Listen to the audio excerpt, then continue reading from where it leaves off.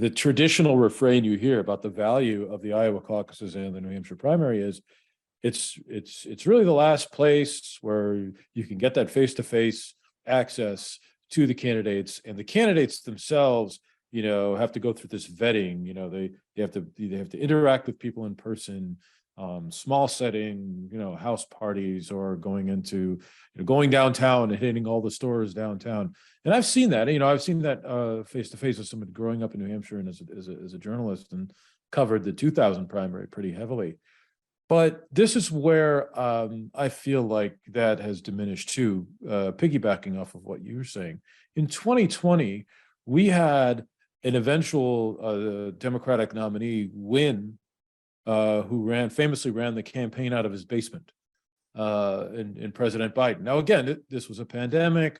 President Biden was already older. He was at higher risk.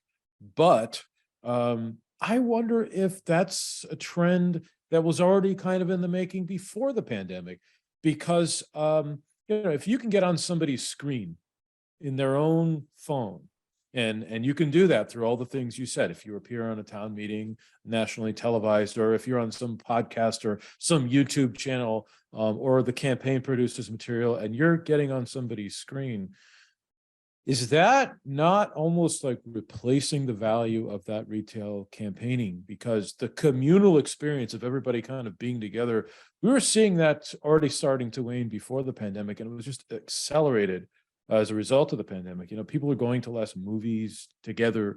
People are doing less things together anyway.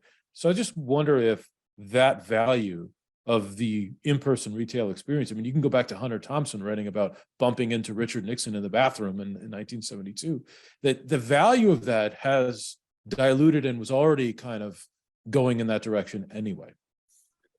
Yeah, and let me just add on to that, it's always, you've seen this, I'm sure, it's always been a tug of war between candidates.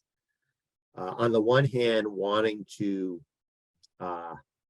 follow all the norms of retail politicking, but then also trying to game it in some way. It could even be as simple as, you have a town hall meeting, but you manipulate who gets to ask the questions, right?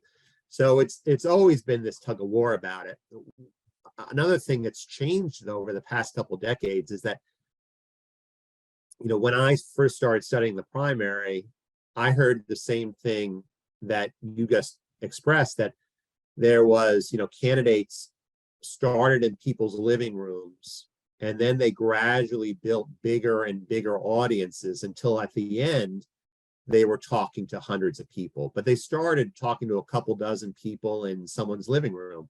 Well, you look at candidates who have been successful over the past couple decades. I mean, look at Barack Obama.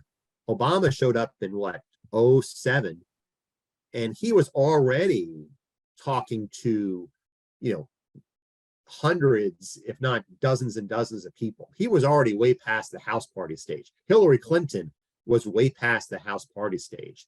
Look at Donald Trump. I mean, that always comes back to me. I thought, well, surely sooner or later, voters will vet Donald Trump, and they will punish him for basically not answering people's questions, for only doing rallies. That won't provide much of a foundation for his eventual support. That was wrong. Trump did rallies, he didn't do town hall meetings, and that was perfectly fine with a large section of Republican voters. Bernie Sanders, right? He didn't do a lot of town hall meetings. So a lot of these, again, it all gets back to this nationalization thing. These candidates come here, a lot of them, not everybody. I mean, there was a lot of retail politicking in 2020, and Biden did some of it. He showed up here. I went to a town hall meeting in Peterborough, I think, and saw him answer questions. However, one thing that's changed is candidates leap beyond that stage pretty early. And again, that raises questions about how much retail politicking is actually, going on that's really meaningful, given that you have these well-known candidates who already have a lot of name ID.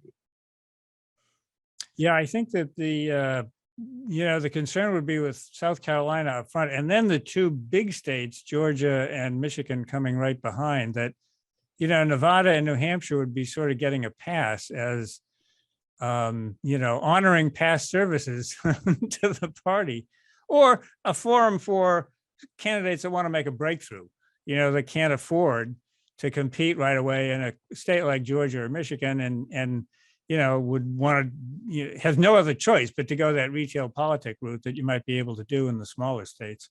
And that might be the fate. So I don't know,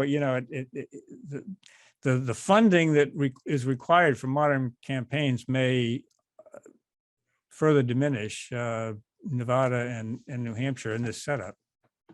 And it's, just thinking about the calendar, it's, well, again, I think New Hampshire will go either, New Hampshire will go ahead of other states, but if the calendar operated the way they wanted it to, again, if you were a candidate, you look at South Carolina, Nevada, New Hampshire, you might be very happy to concentrate. You might adopt a 2 out of 3 strategy. Like, okay, got to go to South Carolina because they're first, but Nevada, maybe they're going to think Nevada or New Hampshire, right? Rather than Nevada and New Hampshire, especially if they were both held on the same day. You might say, okay, I need to concentrate my resources someplace. I mean, including the candidate's time, right? I can only be in one place at one time. So where do I focus my attention? That could be what happened if, in fact, the calendar worked the way it would.